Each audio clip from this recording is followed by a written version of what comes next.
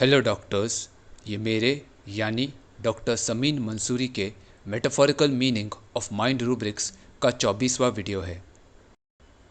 इस वीडियो का rubric anxiety conscious of from masturbation doctor नर की रेपर्टरी से लिया गया है और इसमें सिर्फ फॉस्फोरिक एसिड दवा दी गई है। नई रेपर्टरीज ने इस रूब्रिक में और भी दवाइयाँ ऐड की हैं, लेकिन इस वीडियो में मैं एसिड फॉस को इस रूब्रिक द्वारा एक्सप्लेन करूंगा। नर रेपर्टरी का एक्चुअल रूब्रिक है masturbation distressed by culpability of his indulgence. Doctor Hering's guiding symptoms में लिखा है onanism when patient is distressed by culpability of his indulgence.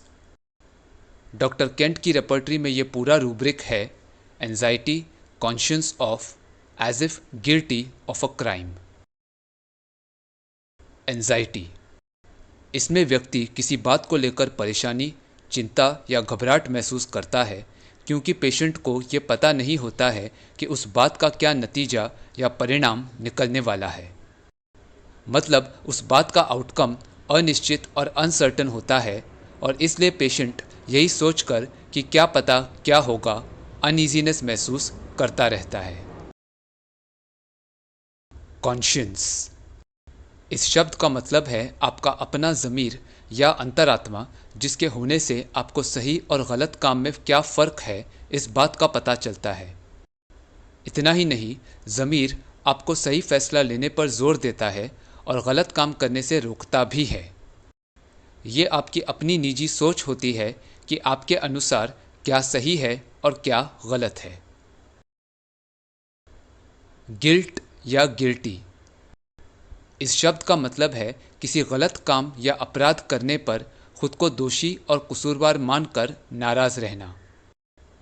जब इंसान का कॉन्शियंस उसे इस बात का एहसास दिलाता है कि उसने कुछ रॉन्ग किया है, तब इस अवेयरनेस के कारण व्यक्ति खुद को दोषी यानी गिल्टी मानने लगता है। क्राइम, इस शब्द का मतलब है अपराध या गुनाह, यानी समाज और कानून के अनुसार कोई भी ऐसा गलत काम जिससे दूसरों को शारीरिक, मानसिक या आर्थिक नुकसान पहुंचता है और इसलिए इस बुरे काम को करने वाला व्यक्ति सज़ा का हकदार बन जाता है। मैस्टरबेशन, इस शब्द का मतलब है खुद के संभोग करने वाले अंग को टच के द्वारा स्टिमुलेट करना ताकि सेक्सुअल प्लेजर हासिल किया जा सके। इस एक्ट के द्वारा इंसान खुद को या किसी और को टच के द्वारा सेक्सुअली स्टिमुलेट करता है, लेकिन इसमें संभोग किए बिना सेक्सुअल प्लेजर हासिल करने का प्रयास किया जाता है। ओनेनिज्म, इस शब्द के दो मतलब हैं। पहला मैस्टरबेशन, जिसे मैंने अभी कुछ देर पहले एक्सप्लेन किया है। दूसरा कोइटस इंटरप्टस, जिसमें सेक्स करते समय एक पुरुष सीमेन के निकलने से कुछ समय पहले ही इरेक्ट पीनस को महिला के वजाइना से बाहर निकाल लेता है ताकि प्रेगनेंसी अवॉइड की जा सके। कल्पेबिलिटी, इस शब्द का मतलब है किसी गलत काम या गुनाह के लिए खुद को जिम्मेदार मानना। इंडल्जेंस, इस शब्द का मतलब है अपनी इच्छाओं पर काबू न रख पाना और उन्हें पूरा करने की कोशिश में लगे रहना। इसे एक बुरी आदत समझा जाता है क्योंकि अक्सर ऐसी डिज़ायर्स रॉन्ग होती हैं और इन्हें पूरा करने में इंसान बिगड़ जाता है। तो इस rubric anxiety conscious of masturbation from का लिटरल मीनिंग ये है कि जब फॉस्फोरिक एसिड पेशेंट खुद को सेक्सुअल प्लेजर हासिल करने के लिए अपने आप को सेक्सुअली स्टिमुलेट करता है, तब ऐसा करने पर उसे इतना बुरा लगता है मानो जैसे उसने बहुत बड़ा अपराध किया हो। लेकिन इस रूब्रिक का मेटाफोरिकल मीनिंग ये है कि जब फॉस्फोरिक एसिड पेशेंट खुद को खुश करने के लिए कोई भी काम करता है, तब उसे ऐसा लगता है मानो उसने कोई गुनाह किया है और इसलिए वो इस हरकत के कारण परेशान रहता है। याद रहे, इस रूब्रिक में मैस्टरबेशन वर्ड मेल और फीमेल पेशेंट्स दोनों के लिए मेटाफोरिकली यूज़ किया जा सकता है।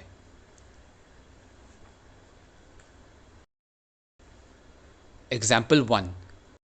एक 25 साल का मेल पेशेंट सेक्सुअल प्रॉब्लम्स के लिए आया और बोला, डॉक्टर मेरी शादी होने वाली है लेकिन मैं बहुत टेंशन में हूँ।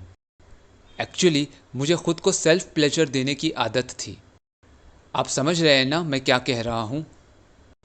जब पेशेंट को पूछा गया कि उसकी शादी कितने समय बाद होने वाली है तो पेशेंट बोला, डॉक्टर क्या बोलूँ, समझ लीजिए अगले महीने होने वाली है। फिर जब पेशेंट से पूछा गया कि वो कौन सी उम्र से खुद को सेल्फ स्टिमुलेट कर रहा है तो इस पर पेशेंट बोला, पता नहीं, आप 14 या 15 साल कंसिडर कर लीजिए। फिर पेशेंट बोला, अब तो ऐसा लगता है कि मैंने अपनी इस गलत हरकत से खुद को प्रॉब्लम में डाल दिया है और अब पता नहीं क्या होगा। मुझे बहुत बुरा लगता है क्योंकि प्राइवेट पार्ट्स में इरप्शंस हो गए हैं। इसलिए जब मुझे खुद को सेक्सुअली स्टिमुलेट करने की अर्ज महसूस भी होती है तब ऐसा लगता है कि मुझे ये नहीं करना चाहिए। एक दो बार उन बॉयल्स में इतनी खुजली हुई कि तंग आकर मैंने उन्हें स्क्वीज़ किया ताकि फोड़ी फूट जाए, लेकिन इसके कारण उसमें से खून निकलने लगा। फिर मैंने ऑइंटमेंट लगाया लेकिन कुछ फ़र्क नहीं पड़ा। इसी प्रॉब्लम के लिए 2 दिन पहले ही मैं आपको कॉल करना चाहता था, लेकिन मैंने यही सोचकर खुद को रोक लिया कि सैटरडे को त्यौहार है और संडे को आप क्लिनिक बंद रखते हो। ऐसे में आपको डिस्टर्ब करना सही नहीं होगा। आपकी भी तो फैमिली है, उन्हें भी तो टाइम देना आपके लिए ज़रूरी है ना। फिर पेशेंट के पेरेंट्स ने बताया कि कुछ समय से पेशेंट बहुत भुलक्कड़ हो गया है। पेशेंट जिस ऑफिस में पिछले 5 सालों से काम कर रहा है वो वहाँ अपने कलीग्स के नाम तक भूल जाता है। एक दो बार जब पोस्टमैन घर पर लेटर लाया और उसने पेशेंट से पूछा कि क्या कोई मिस्टर XYZ यहाँ रहते हैं तो पेशेंट अपने पिता के इस नाम तक को भूल गया और उसने बहन को बुलाकर पूछा, अपने यहाँ ये मिस्टर XYZ कौन है। ये सुनकर बहन हैरान हो गई और बोली, भैया ये क्या, आप डैडी का नाम भी भूल गए। तब पेशेंट को नाम याद आया और पोस्टमैन भी लेटर देते हुए हैरान होकर बोला, अजीब बात है कि बेटा अपने बाप का नाम भूल गया है। इस पर पेशेंट बोला, जी हाँ डॉक्टर, एक दिन मैं अपने बॉस का नाम भी भूल गया था। फिर पेशेंट बोला, आजकल रात को सपने में भी यही देखता हूँ कि मैं डॉक्टर को कंसल्ट करने की 3 बार कोशिश कर रहा हूँ लेकिन मुझे अपॉइंटमेंट नहीं मिलता। मैं अपनी होने वाली बीवी के साथ संभोग करने की बार बार कोशिश कर रहा हूँ लेकिन कोई फ़ायदा नहीं हो रहा है।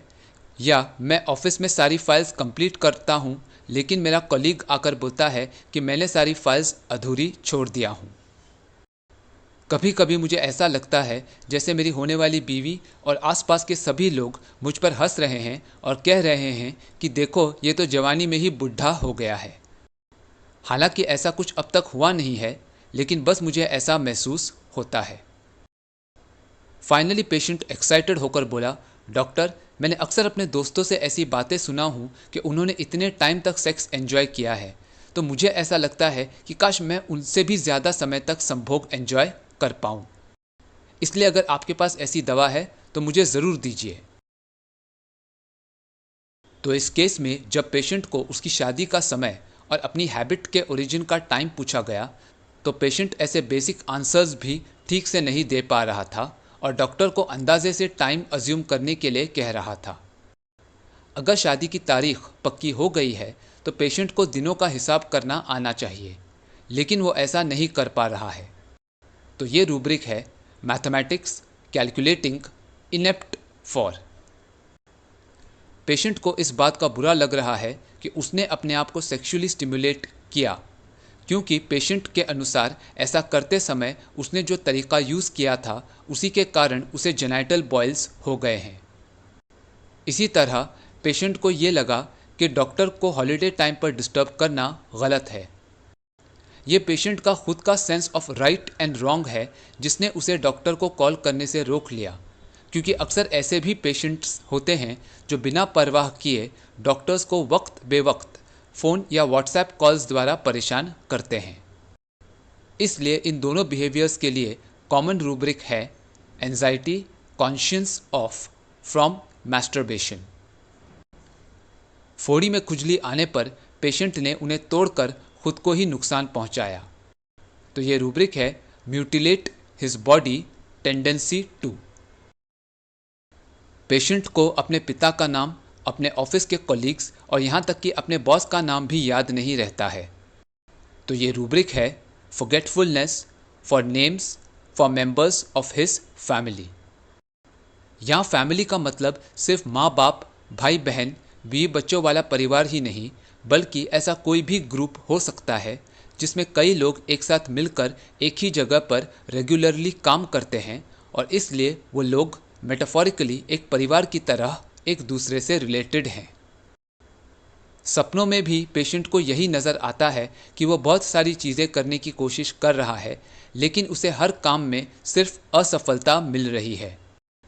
तो ये रूब्रिक है dreams unsuccessful efforts to do various things.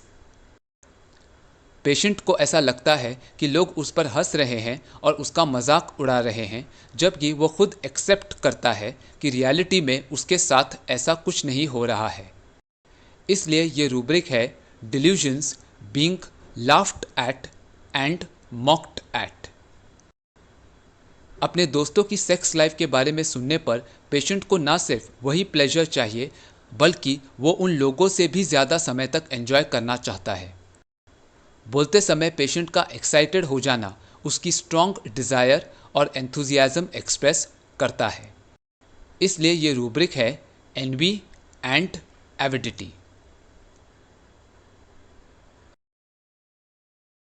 Example 2। एक 40 साल का मेल डायबिटिक पेशेंट बोला, डॉक्टर मेरा शुगर हाई रहता है और अक्सर मुझे इसी वजह से रात को ठीक से नींद नहीं आती। कभी 2 घंटे सो पाता हूँ, तो कभी 5 घंटे, तो कभी सारी रात जागा रहता हूँ। इस पर पेशेंट की वाइफ बोली, जी हाँ डॉक्टर, अक्सर नींद में आंख खुलने पर मैंने देखा कि पेशेंट जागे रहते हैं और पूछने पर कहते हैं मुझे नींद नहीं आ रही है। साथ ही ये बहुत कंजूस हैं, इसलिए डॉक्टर के पास जाने से मना कर रहे थे। आपके पास भी इसलिए आए क्योंकि दूसरे डॉक्टर्स के मुकाबले में आपकी फ़ीस कम है। हमेशा यही कहते रहते हैं कि आज का नहीं कल का सोचो और पैसे बचाओ। इस पर पेशेंट बोला, डॉक्टर पहले मैं ऐसा नहीं था, मैं अक्सर फिजूल खर्ची करता रहता था। कुछ साल पहले नए आईफोन को देखकर मुझे लगा कि ये स्मार्टफोन तो ख़रीदना बनता ही है। आईफोन यूज़ करने का मज़ा ही कुछ और होता है। इसलिए मैंने अपने बैंक अकाउंट में से पैसे निकाले और फ़ोन घर ले आया। लेकिन उसी दिन मेरे जीजा जी ने बताया कि मेरी जीजी की प्रेगनेंसी में कुछ प्रॉब्लम्स आ गई हैं और पैसों की ज़रूरत है। तब घर के बाकी लोगों ने पैसे दिए, लेकिन मैं मुश्किल से कुछ कंट्रीब्यूट कर पाया क्योंकि मैंने तो अपनी सेविंग्स आईफोन ख़रीदने में खर्च कर दिया था। तब मुझे इतना बुरा लगा कि मैंने खुद को खुश करने की कोशिश में अपनी दीदी को कितनी बड़ी प्रॉब्लम में डाल दिया। मेरी दीदी ने हमेशा मुझे पैसे दिए, लेकिन जब उन्हें ज़रूरत थी तब मैं हार्डली उनके लिए कुछ पैसे दे पाया। वैसे मेरी दीदी ने कभी कहा नहीं, लेकिन मुझे लगता है कि कहीं वो मुझसे आज भी नाराज़ तो नहीं है। इसलिए अब ऐसा हो गया है कि जब भी मैं खुद के लिए कोई अच्छे कपड़े, जूते या स्मार्टफोन ख़रीदने की सोचता हूँ, तब मुझे लगता है कि ये करना गलत है। माना इन सब चीज़ों से मुझे खुशी मिलती है, लेकिन फिर भी मेरा मन कहता है कि ऐसी फिजूल खर्ची नहीं करनी चाहिए। और डॉक्टर, यदि आज हम पैसे बचाते हैं तो यही धनराशि हमारे लिए भविष्य में काम आएगी ना, वरना तब हमारी मदद कौन करेगा? लेकिन मेरी पत्नी को कौन समझाए? इसे मालूम है कि मैं कंजूस हूँ, फिर भी वो कम घर खर्ची देने का कारण तब तक पूछती रहती है जब तक मैं उसे गुस्से में ये ना कहूँ कि जब तुम्हें पता है कि मुझे पैसे बचाना पसंद है तो फिर क्यों मेरा सिर खा रही हो। सचमुच डॉक्टर, जब भी कोई मुझे जवाब देने पर मजबूर करता है तब मुझे गुस्सा आ जाता है। फिर पेशेंट बोला, डॉक्टर पिछले कुछ दिनों से ऐसा हो गया है कि न्यूज़पेपर पढ़ते समय मुझे थकान महसूस होती है और लगता है कि दिमाग में कोई भी इन्फॉर्मेशन जा ही नहीं रही है। फाइनली पेशेंट बोला, डॉक्टर मैं असल में इस शहर से नहीं बल्कि गांव से हूँ।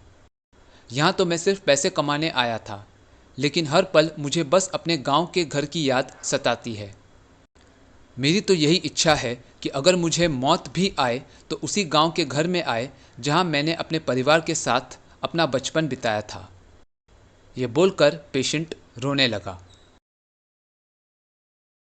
तो इस केस में पेशेंट ने बताया कि डायबिटीज़ के साथ उसकी नींद कम हो गई है और इस बात को पेशेंट की वाइफ ने भी कंफर्म किया।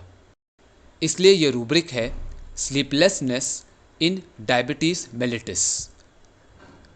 पेशेंट ने बताया कि कैसे वो पहले फिजूल खर्ची करता था और सिर्फ एक आईफोन खरीदने के लिए उसने लगभग अपनी सारी सेविंग्स खर्च कर दी।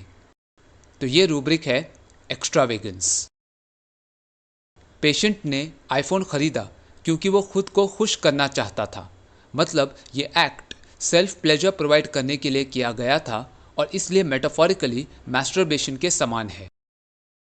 जब पेशेंट को पता चला कि उसकी दीदी को पैसों की ज़रूरत है तब उसे अपनी इस हरकत पर बुरा लगने लगा। पेशेंट की बहन ने उसे कुछ नहीं कहा, लेकिन फिर भी पेशेंट का ज़मीर उसे परेशान कर रहा है कि क्या पता दीदी पेशेंट से मिली अपर्याप्त मदद को लेकर अब भी उससे नाराज़ है या नहीं। यानी पेशेंट आज भी अनश्योर है। इतना ही नहीं, अब पेशेंट को अपनी मनपसंद चीज़ें खरीदने के लिए पैसे खर्चना भी बुरा लगता है। यानी फिर से खुद को प्लेजर देने पर पेशेंट का अंतःकरण उसे ऐसा करने से रोकता है। इसलिए ये रूब्रिक है anxiety conscious of from masturbation. अब ये पेशेंट जो कभी एक्स्ट्रावेगेंट था इतना कंजूस हो गया है कि हमेशा भविष्य के लिए पैसे बचाने की फिराक में रहता है। ये बिहेवियर भी एबनॉर्मल है क्योंकि पेशेंट अपनी बीवी को घर खर्च के लिए बहुत कम पैसे देता है, जिसके कारण उसकी वाइफ को घर के एक्सपेंसेस मैनेज करने में प्रॉब्लम आ रही है। इसलिए ये रूब्रिक है avarice from anxiety about future. Patient की बीवी उससे बार बार एक ही सवाल पूछती है और पेशेंट को जवाब देने पर मजबूर करती है। ऐसे में पेशेंट गुस्से में बीवी को फटकार लगाता है। इसलिए ये रूब्रिक है anger when obliged to answer. Patient को अखबार पढ़ते समय दिमागी थकावट महसूस होती है, तो ये रूब्रिक है डलनेस वाइल रीडिंग। पेशेंट अपने गांव वाले घर में जाना चाहता है और ऐसा कहते हुए वो भावुक होकर रोने लगता है, तो ये रूब्रिक है home sickness with inclination to weep. So to summarize, phosphoric acid patient में यूजुअली पहले माइंड अफेक्ट होता है और उसके बाद पेशेंट के शरीर पर उन मेंटल पॉजिटिव फैक्टर्स का असर नज़र आने लगता है। अगर पेशेंट कहीं भी सेल्फ कॉन्शियस हो जाए तो इसके बाद वो बीमार हो जाता है। इसी तरह प्यार में नाकाम आशिक सारा दिन यही सोचता रहता है कि उसे ऐसा क्या करना चाहिए जिससे उसकी प्रेमिका उसके पास वापस आ जाए। पेशेंट एकदम चुपचाप रहने लगता है और सवाल किए जाने पर वो चिढ़ जाता है। पेशेंट का अपने कामकाज में भी बिल्कुल मन नहीं लगता और धीरे धीरे वो अपने दुख को बिजनेस से ज़्यादा इम्पॉर्टेंट समझने लगता है। फिर पेशेंट को ये लगता है कि क्या वो कभी ठीक होगा या नहीं, और जैसे जैसे वक्त गुजरता चला जाता है पेशेंट पूरी तरह से निराश और हताश हो जाता है। Elements after embarrassed, brooding after disappointment in love, quite disposition, irritability when questioned, business aversion to, indifference apathy to business affairs, doubtful of recovery, and despair of recovery. Phosphoric acid दवा anxiety conscious of as if guilty of a crime और conscious about trifles इन दोनों rubrics में मौजूद है। एक doctor ने इन दोनों रूब्रिक्स को डिफ्रेंशिएट करने के लिए कहा था, तो मैं इस क्वेश्चन का आंसर दे रहा हूं। Conscious about ट्राइफल्स। कॉन्शियस, ये शब्द कॉन्शियस वर्ड से ही ओरिजिनेट हुआ है। इस शब्द का मतलब है अपना काम बहुत ही ईमानदारी और मेहनत से पूरा करना। मतलब किसी भी तरह की लापरवाही के बगैर अपना काम अच्छे से कंप्लीट करना, क्योंकि आपका ज़मीर हर काम राइट तरीके से करने के लिए आपको एनकरेज करता रहता है और गलत काम करने से आपको रोकता भी है। ट्राइफल्स, इस शब्द का मतलब है मामूली बातें जो ज़्यादा इम्पॉर्टेंट नहीं होती और उन पर ध्यान देने की ज़रूरत भी नहीं होती। तो इस रूब्रिक कॉन्शियस अबाउट ट्राइफल्स में पेशेंट छोटी छोटी बातों पर भी बहुत ध्यान देता है और अपना काम अच्छे से सिर्फ इसलिए करता है क्योंकि उसे खुद ये लगता है कि हर काम सही ढंग से करना चाहिए। ऐसे लोगों की अंतरात्मा उन्हें हर काम डिलीजेंटली, मेथोडिकली और सिंसियरली करने के लिए प्रोत्साहित करती है। एग्जाम्पल, पेरेंट्स ने कहा, डॉक्टर हमारा बेटा अपना होमवर्क टाइम पर कंप्लीट करता है, हमें तो उसे बोलने की ज़रूरत भी नहीं पड़ती। घर आने पर वो अपने कपड़े, स्कूल बैग और किताबें सही जगह पर रखता है। बीमारी में भी वो स्कूल मिस नहीं करना चाहता। उसे टीचर या पनिशमेंट का डर नहीं है, बल्कि वो कहता है कि सब काम बराबर से और टाइम पर करना अच्छा होता है। गुड बॉय या गुड गर्ल की इमेज वाले बच्चों या लोगों के लिए अक्सर कॉन्शियस अबाउट ट्राइफल्स ये रूब्रिक यूज़ किया जाता है। तो एंजाइटी कॉन्शियस ऑफ, इस रूब्रिक में पेशेंट का ज़मीर उसे गलत काम करने से रोकता है और जब पेशेंट इसके बावजूद कोई गलत काम करता है तो उसका वही अंतःकरण उसे गिल्टी फील कराते रहता है। जबकि कॉन्शियस अबाउट ट्राइफल्स में पेशेंट अपने काम को मेहनत और लगन से पूरा करने पर ध्यान देता है और इसलिए वो वही करता है जो उसकी अंतरात्मा के अनुसार सही है। तो मुझे उम्मीद है कि आपको ये रूब्रिक और इसमें मौजूद फॉस्फोरिक एसिड दवाई समझ आई होगी। अगर ये वीडियो पसंद आया तो उसे लाइक और शेयर करें और मेरे इस YouTube चैनल को सब्सक्राइब करें। वीडियो या होम्योपैथी से जुड़े आपके कोई भी सवाल हो या आप फीडबैक देना चाहें तो मुझे कमेंट्स में बताएं। मैं आपके सवालों का जवाब देने की पूरी कोशिश करूंगा। Thank you for watching.